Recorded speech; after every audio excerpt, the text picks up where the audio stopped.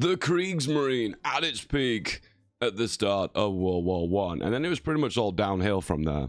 Now, we're at 936. The German fleet is basic. And I asked the community, what ship should I make to build and resurrect the Kriegsmarine so it can stand against the French and the British fleet? It's the ultimate question. How do you rebuild the German fleet so it can actually stand a chance against Britain and France? Exploits aside, I was told the one true ship to build should be something like this. Production.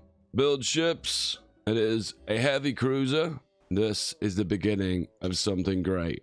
And I'll be fair, something potentially amazing. Heavy cruiser battery, full of secondary armaments, anti-air, fire control, slap on that armor, and this is it. The potential for something amazing. Hang on, someone is calling me. That's right, it's War. Cold War is a free online PvP strategy game based in World War II that has millions of players worldwide. Join the war and choose from any real country to fight up to 100 players in real-time games that can take weeks to complete. Exploit the successes of your enemy by employing the use of tanks, planes, and so much more. If you succeed well enough, you can even invest into new technology and develop your own nuclear bomb. Declare war on your neighbors or forge alliances with other players. The game starts historically accurate, but the more you intervene, the more that can change. Luckily, this game is cross-platform, so you can play both PC and mobile. What are you waiting for? Click on the link in the description and get 13,000 gold and 1 month of premium subscription for free. This offer is only available for 30 days, so don't hold back. Go on, give it a click. Hey, but let's do the basics first. We're playing Hearts of Iron 4, right? The World War II strategy game. Well, we're going to do a little bit of rampage through Europe, as the Germans did in the 1930s and 40s. But today, with a natural navy that just doesn't consist of submarines. That's right, a real navy. F2. Merge up the boys, exercise them. Right there, we want to exercise you. And these boys are going to gain us some navy XP so we can build our most ideal ship. Infrastructure. This is something I do more these days. That's right, I build infrastructure in key regions that I'm going to need it. Research. The game's a little bit bugged. That's right, because you can research this armor ahead of time. Even though this is classed as 1940 armor, look at this. But you can research it now with no penalties. So why not get that done, right? Of the best armor in the game, immediately. Get it building in 936. Why not? And of course, we're going to need these ones, because these increase dockyard output, and we need loads and loads of dockyard output. A few girders. And to top that up, we need spotting potential. And how do we spot? Well, we need this coordination buff, as well as radar. So electronics is the future of Germany. Meanwhile, the army, we have to make one, sadly. And it's going to consist of lots and lots of infantry. Lots of it. Merge them all up. And when we build them and spit them out. And look here, we'll have the potential to rush Anschluss. Even though you're not meant to anymore. Apparently they patched it. No, they didn't. Whoops. Naval rearmament. Let's do that. And production-wise, it's just another day as we build what we usually build. Yeah, those guys in the comments, you know, what complain that I destroy the partially built ships. Well, today's no exception, apart from the ones that are practically 99% built anyway. And here we go. Look as it goes up. The naval XP. We need about 30 of this, so get on it. Naval dockyard facilities. More naval dockyards. And now we've got the XP because we gained that from a focus. So let's build the ship. So, light cruiser. Find the hull. Slap on it the biggest heavy cruiser battery, which gives it heavy attack, which is long range attack. And top that up with secondary batteries for the sole purpose of doing as much light attack as possible. Fire control, anti-air, a little radar on later on, another secondary battery, armor it up, top it off with the battleship Mayo. And here we have the one that does it all. Can't even fit it on. We'll just say that does it all. Yes. And here it is. Relatively decent price. And we'll make 4 rows of that. 1, 2, 3, and then 4. So what we need to do now is stack as much dockyard output as humanly possible. One easy way of doing that is to increase worker condition. This gives stability. Stability gives dockyard output. It doesn't hinder your dockyard output. It only hinders your factory output, which is something we're not going to care that much about in this game anyway. Anyway, dockyards. Build them here. Civvies. Here, here, and here. We're almost there. More armor. Yep. And then even more armor. And then we get to configure our Mayo for maximum effectiveness. Now you want to stack light attack, but armor is also pretty good too. So we have some light attack, heavy attack, light attack, more light attack, and then you can focus a little bit on armor. The extra 5% production cost for armor, I don't think that's worth it. And then just stack the rest. Queue those babies up. So you can never compete with the allies and ships they've got to begin with, as well as their dockyard output. But there's a lot of things you can do to push it a little bit more in your direction. And these researchers here disperse and concentrate are the best ones, because look, they give plus 10% dockyard output, which in most cases is 10% faster construction speed for ships. And ships build incredibly slowly to begin with, so you need that so badly. Sending volunteers to Republican Spain. Only the OGs, the big lads, know why I do this. If you know, you know. All right, there we go. All or nothing armor scheme. It's almost like we've had no training or build up to this to actually justify why we're going so ham on the armor, but it is. So the V3 is next. Level 4 armor, 12 armor. So this is really good. So these ships will behave a bit like screening ships, but they'll have heavy attack. So they're going to kind of do a little bit of everything. A few more naval dockyards. Yeah, 3 more. 1936 anschuluss. It's not going to help our Navy, but it's the focus we got to do. Navy XP, it's important. Decisive battle, extra attack for capitals and screens. Yeah, for the win. And to top that off, why not get some more naval XP? Get those doctrines early. Yep. Also, fire control. Very useful. Gives extra hit chance. And we'll take advantage of the heavy battery and the light battery hit chance. Oh, and actually, some more anti-air as well. So, yeah. Electronics.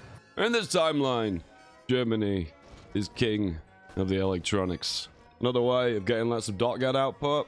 We're on limited exports. Only 5% dockyard output. Free trade, an extra 10%. 10% is massive. Only problem is you're gonna have to import a lot of goodies. In that case, we're gonna need stuff from Sweden.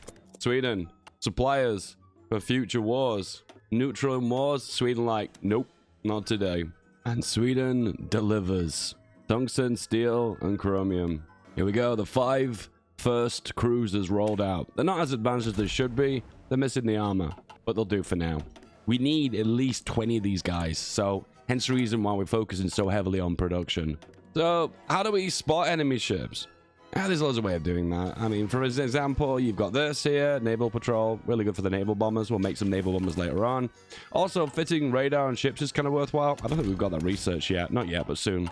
And plus, if you've got the range, you can build a radar on land and it can scope the sea regions as well. We're just going to keep it simple for now. And also, spies. That's something we want to focus on. But we'll hold back on that one just for a little while, just to make sure we keep our industry rolling. And if you want to keep the production up, import chromium, import steel. Otherwise, you'll take a beater on your production of ships and you'll not have enough ships. And then there's going to be problems.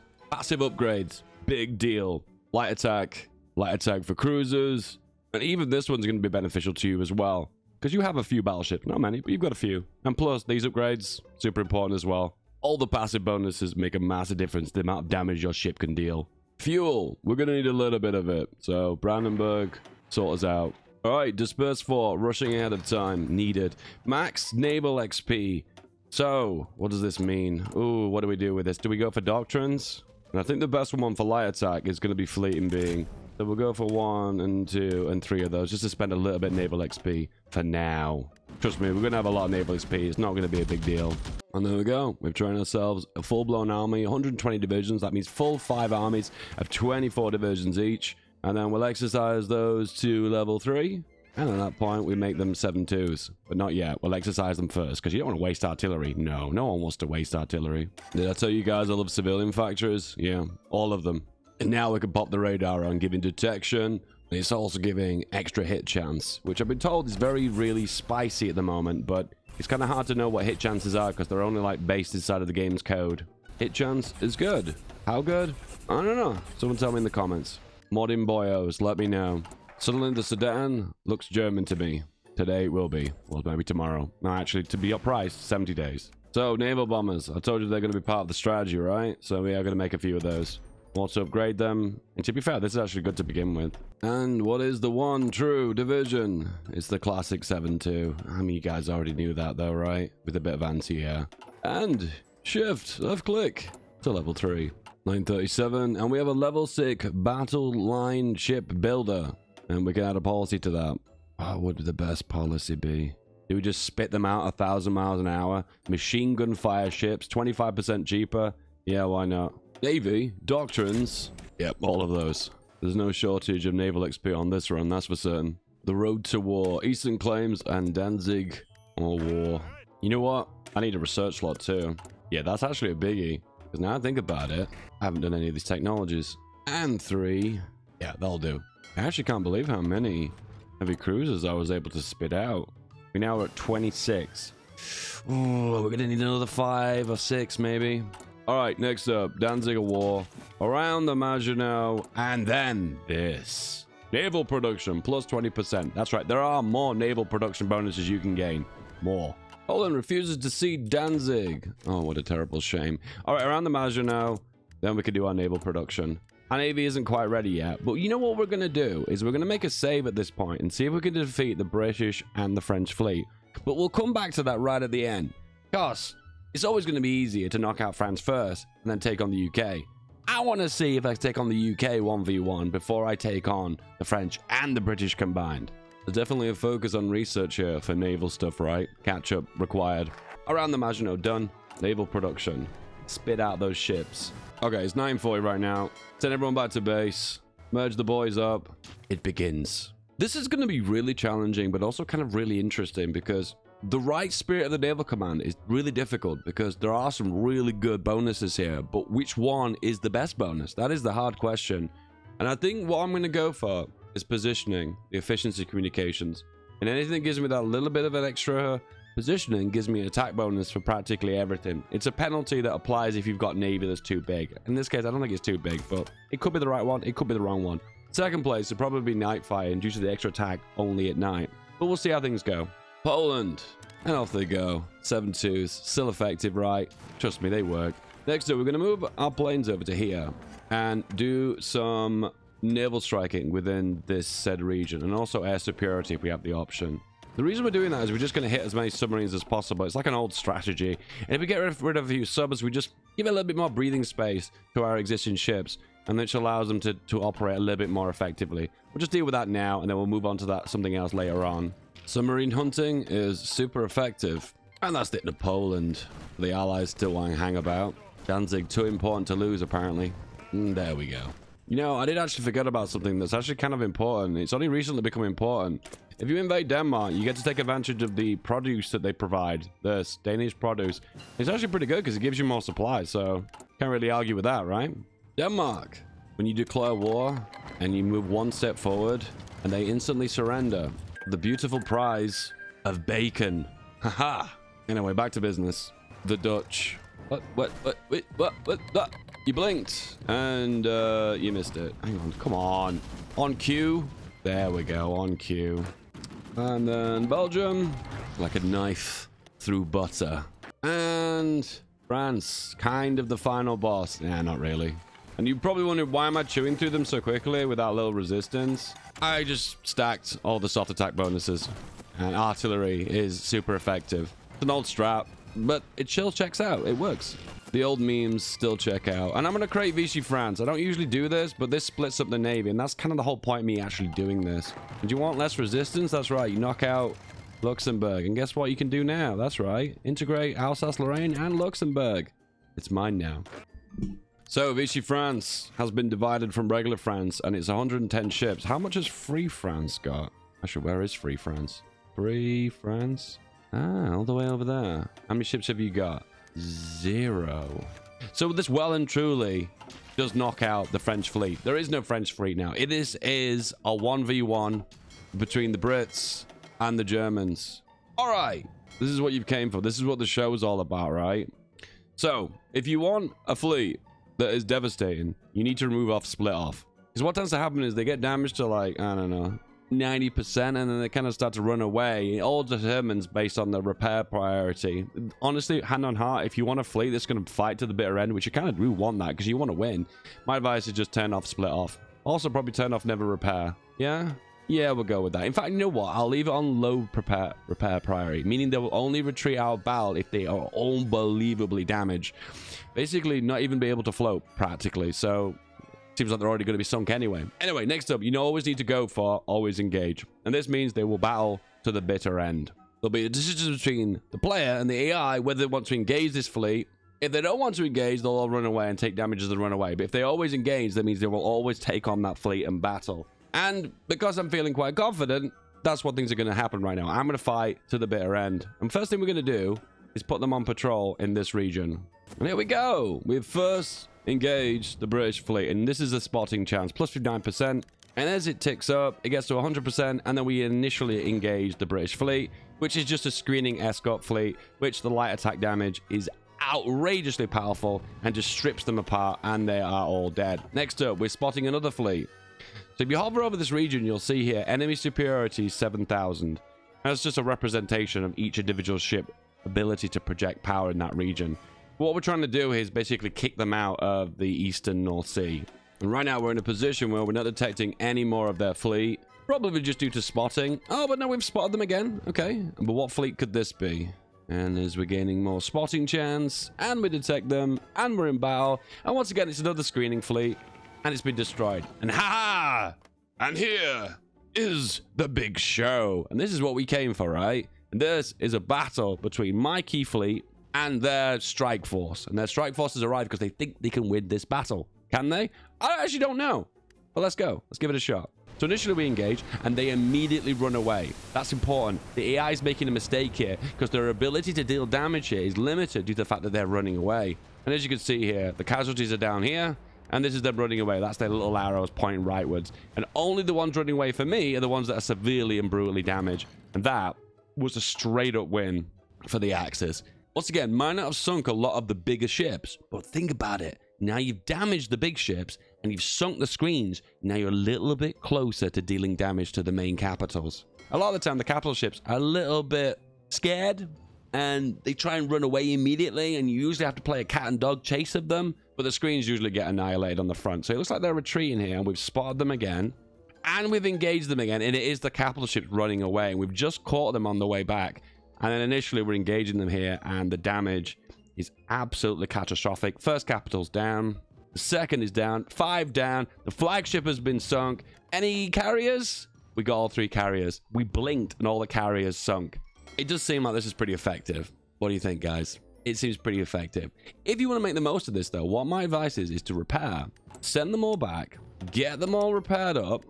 Of course, you want to go for this as well. Naval refits, very important. And also, once you finish your national focus, naval production gives extra repair as well. So you want to take advantage of that.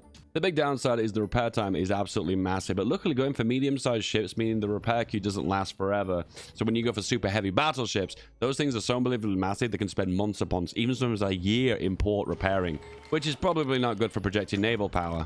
And there we go, naval production, and you can see the repair queue is going to go down a lot quicker now. And the final ship is repaired. Let's go out and do it again. Engage them again, all screens. Completely destroyed. Engage them again. It's a carrier on its own. Why? No idea. Engage them again. It's a bunch of screens. We completely wiped the floor. And there we go. As you can see here, look at this. Enemy supremacy, 0. That means there are no ships actively in this region. But now it's pointless to stay here. And also I realize it's probably a good idea to break off and repair now. Because right now we've won the decisive battle. So this kind of needing to fight to the bitter end is not really as engaging now, because we don't really want to lose our fleet in a silly situation, because you could put them in a region that could be vulnerable, maybe to naval strikes, for instance, and we don't want to do that. Anyway, let's move to the North Sea and let's engage them here. And as you can see here, if you hover over it, you can see enemy supremacy is 7,000, enemy ships 95 estimate. That's based upon our intelligence. And we have engaged a big fleet here once again. Oh, this is a big one. And once again, we're taking some damage here, but immediately the AI is running away because the AI thinks it can't win. And once again, absolutely decimate everything. Because I've just spotted their fleet there, and it was probably a lot bigger than I expected. I'm actually going to back out of here, and I don't want to do the whole repair thing again. So we're going to back out of this region, repair up, and get into a position where I feel like I can feel a bit more confident. Because it looked to me like when we won this big battle in the Eastern North Sea, it looked like we defeated the mainstay of their fleet. But it looks like we've not even chipped the surface. Because if we go into Intel, look at their navy, you can see they've still got a relatively big fleet. The best way of telling if their fleet's damaged and is likely to recover is the amount of screens they've got. Now, they've got 172 destroyers and 35 light cruisers. Their fleet right now, from my perspective, is still pretty healthy. Send them back home. Another repair jobby. We'll engage when we're nice and fresh and we've got lots of ships, and then keep doing that back and forth. They've got the beauty of swapping out their damaged ships, sending them back to port and repair, and sending out a brand new fresh fleet to engage us. We don't have that luxury. Our fleet is smaller, and in that circumstance, we're better off staying in port until we're repaired before we engage them again. We only engage them when we have an incredibly high chance of actually succeeding and destroying them. Also, Navy. We can also go for more doctrines. Do it. Also, radar now. We can max that out. And why not drop another one in Brittany as well, just so we can get more coverage in the western region. All right, we're repaired up. So what do we do now? We engage again. I'm going to go back to my original strategy of not repairing, because I need to make sure these wins are absolute wins and not Pyrrhic victories. All right, patrol. Check this region. The enemy is in this region, so aim for the region you've got the best coverage, air superiority, and naval strikes and radar, and then wipe out the screening fleets here. And once again, absolutely annihilate. You blinked and you missed that. That's another 11 screening ships gone. And this region still has enemy ships in it, so I'm going to wait a little bit longer and try and spot as many as I can in this region.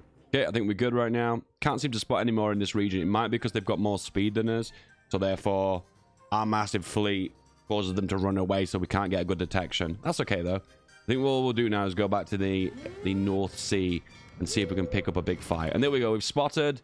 However, they've got way better spotting chance in this region. Hence the reason why I want to prioritize spotting in the Eastern North Sea. Okay, we engage them. Once again, bunch of screens again.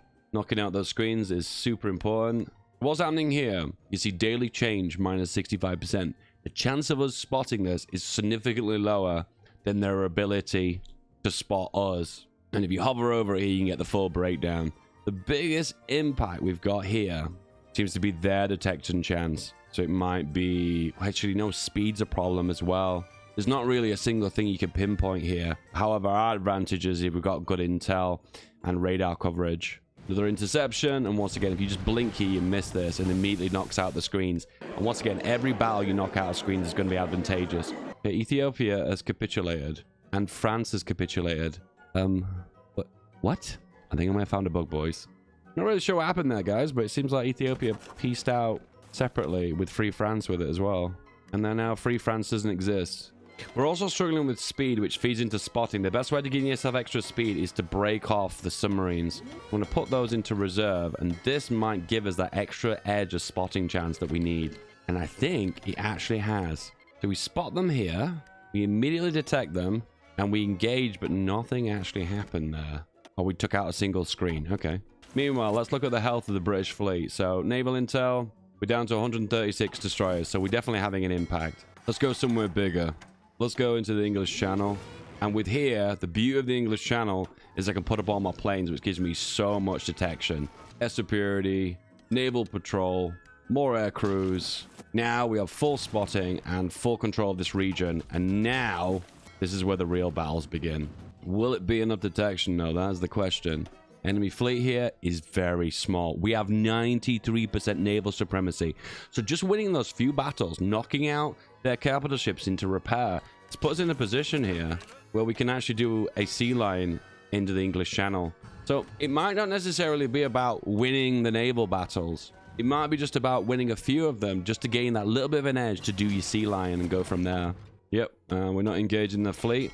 One way of kind of making them come out to fight is put them on convoy raiding. At least that way, you're affecting their navy in the long run by intercepting convoys, and it might encourage the AI to bring out more of their fleet to intercept. And we keep intercepting convoys of the Commonwealth nations. Is that enough to do a naval invasion? Yes, it is. Enemy naval supremacy is 24 ships here. They're not even putting up a fight. And then we do a naval invasion. Seize the ports. And there's barely any divisions here for Britain. You notice this is more of a theme after the fall of France. They seem to lack divisions to put in this region. Regardless, it's done now. Send in the cast. Send in the fighters. Off you go. And the secret way of knowing you've won is taking Hull or taking Liverpool. That way you've got control of the western approaches and the North Sea, and you're not locked into the English Channel with supply issues. It is done. And that is how you defeat the English Navy. But not only do I want to see if I can take out the English fleet, I want to see if I can take out the combined English and French fleet combined without knocking out France first. In summary, pick your fights when you can win, go all in with the engagement, make sure you take breaks to repair, and aim on taking out screening ships before you take on the big fat capitals. Nice. And we're back in time. Goodbye, Poland. Again. So we're going to do the same thing we did before. Take off the repairs. Focus on always engaging. But this time we're going to patrol in this forbidden region. It's forbidden because we're going to be engaging the British and the French fleets combined. First engagement, it is screens. And once again, quite happily knock them out. But here we go. This is what we came for, lads. And they've engaged with 7 carriers. So initially, first thing to spot here is they are breaking away quite a few. But as you can see on my end, I'm getting absolutely obliterated as well. It looks like there's no French here. This is just the British fleet, but they've engaged with everything. They've even go so crazy to knock me out. They even stack 6 carriers to go in this region. Oh, here we go. And the French fleet is at the back end here. Actually, it's just submarines. And I can't believe the battle's still going on. The submarines are still holding out. But that is a complete wipe. In the comments, lads. Again!